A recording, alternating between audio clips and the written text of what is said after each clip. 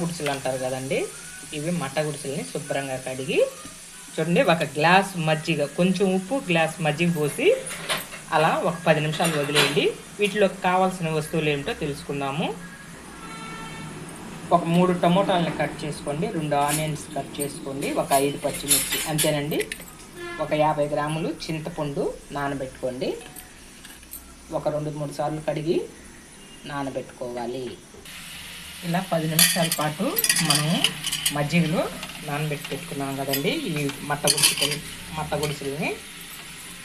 చూడండి, వీటిని ఎక్కువ కారం వేసుకోవద్దు, అంటే ఇందులోకి ఉప్పు కారం పట్టేదానికి వేసుకుంటున్నాము. 1 స్పూను కారం వేసుకోండి, అలాగే 1 అర స్పూను పసుపు వేసుకోండి. కొంచెం ఉప్పు ఇందులో కలుపుకోండి, మనం కూరలో వేసుకున్నాము. మొత్తం ఇలా కలిపేసుకోండి ఉప్పు కారం పట్టేదానికి. ముందుగా గ్యాస్ ఆన్ చేసుకొని ఒక బాండీ పెట్టుకోండి.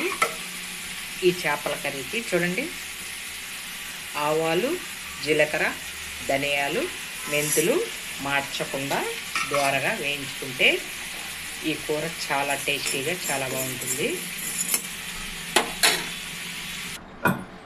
ముందుగా గ్యాస్ ఆన్ చేసుకొని ఒక ఎడలపాటి చేపల పాత్రను పెట్టుకోండి.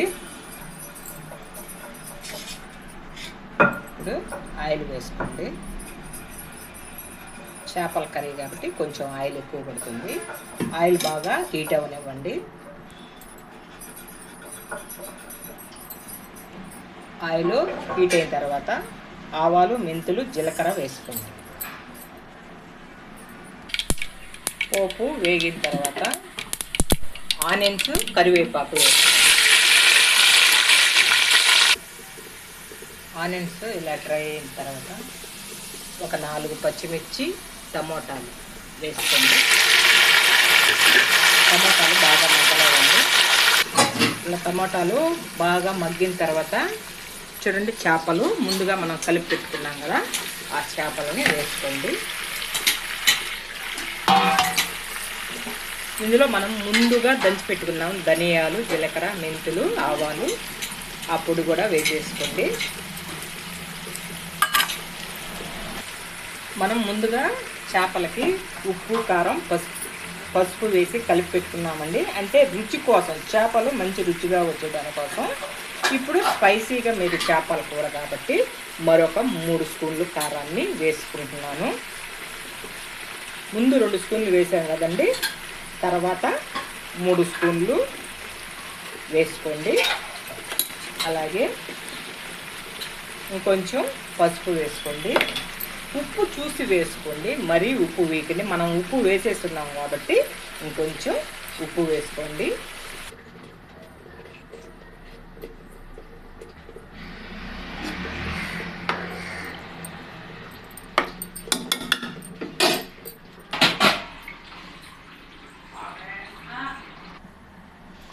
మట్ట గుడిసెల పులుసు రెడీ అయిపోయిందండి. చూడండి, మనకి ఇలా చూడండి. ఇప్పుడు ఫైనల్గా కొంచెం కొత్తిమీరని వేసుకోండి.